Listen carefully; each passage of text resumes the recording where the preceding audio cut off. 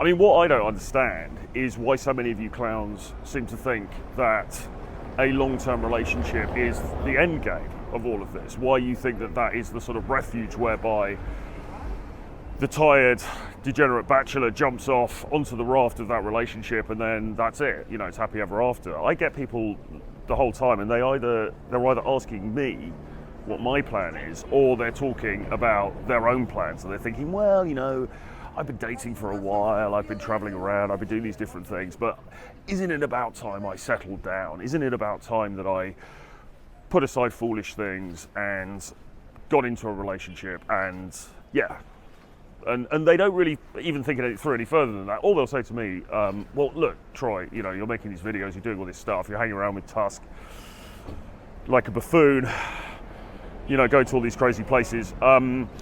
Why don't you settle down and get into a long-term relationship?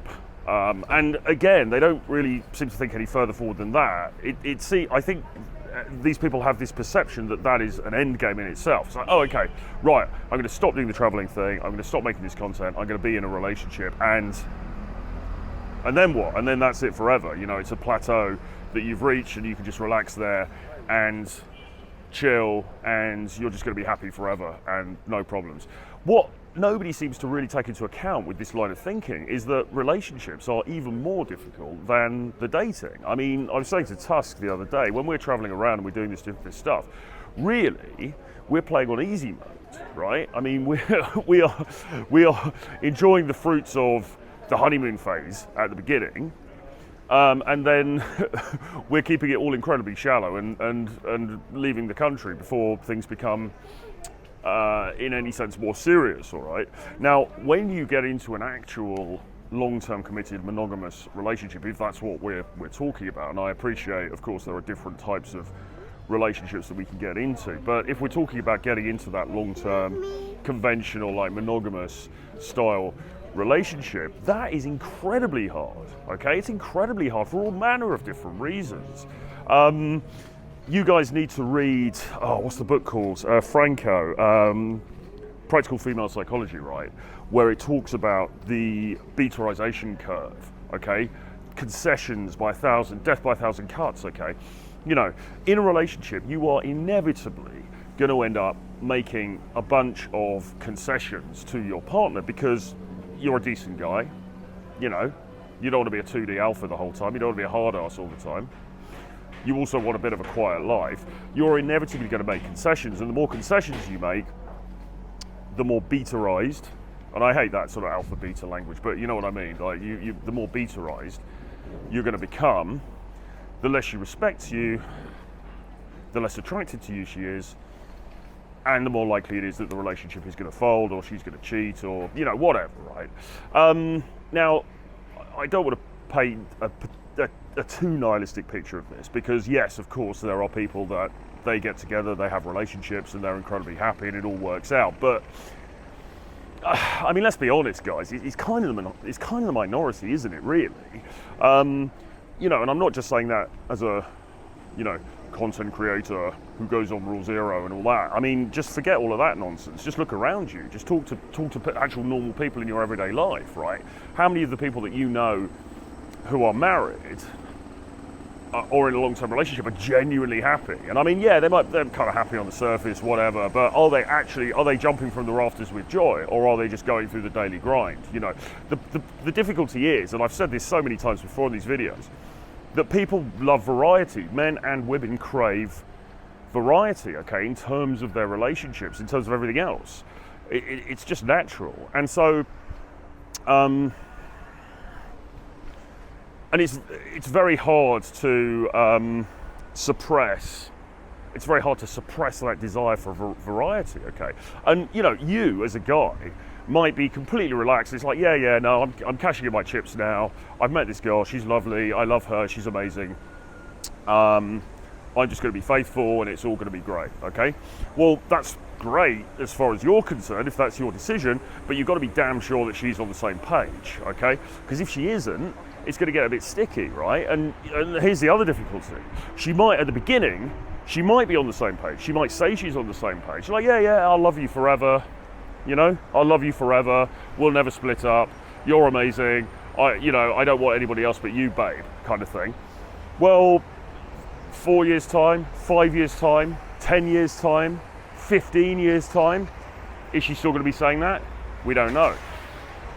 Because people change and circumstances change and the pressures of life come into play and mess things up. Plus, on top of that, people, men and women, have a tendency to think, well, is this really the best I could do?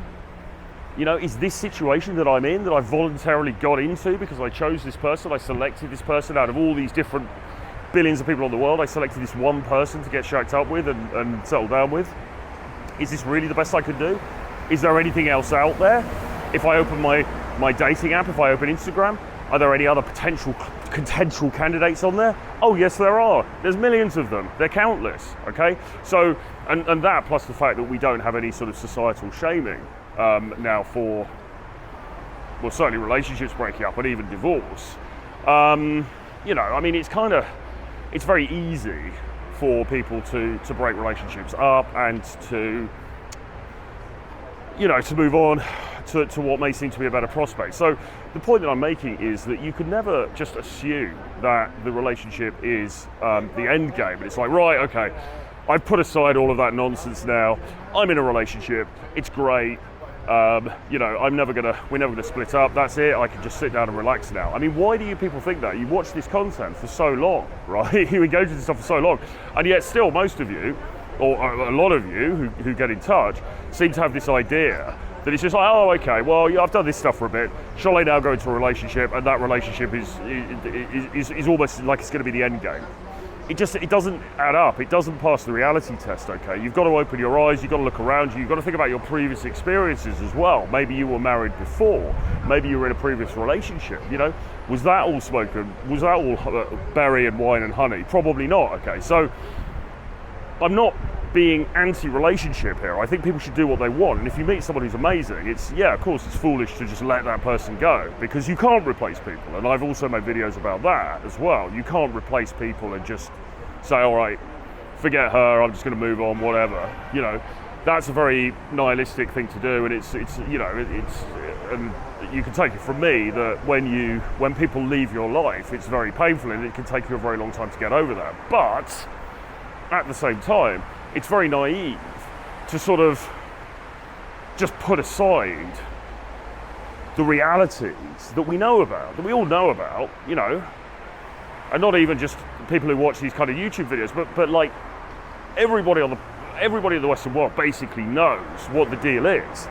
That that we engage in these sort of pretty lies about marriage, about partnership, this Disneyfication of the idea of finding, the one, finding that great love, and it's just going to be great forever. And I wish it was like that, but unfortunately, probably in most cases, in the majority of cases, it isn't. So, just do what you want to do, right? If you want to play the field, play the field. If you want to get into a relationship, get into a relationship, but just be aware that it's not like one is a phase that you go through, and then the other is the shore that you reach, the final destination, and you can just sit there and chill forever. Not like that. It really isn't like that. You might find that you get into the relationship and then a few years later you're back out in the field again. A lot of people find that. A lot of guys discover that. So just be aware, okay? And don't be don't fall into Disneyfication, okay? That's all I'm saying. Anyway, I'm going to leave it there for now. Please hit the subscribe button to the channel. If you want to get on a call with me to discuss your dating life and how I can potentially help, you'll find a link for that below. I'll see you guys again very soon. Bye-bye.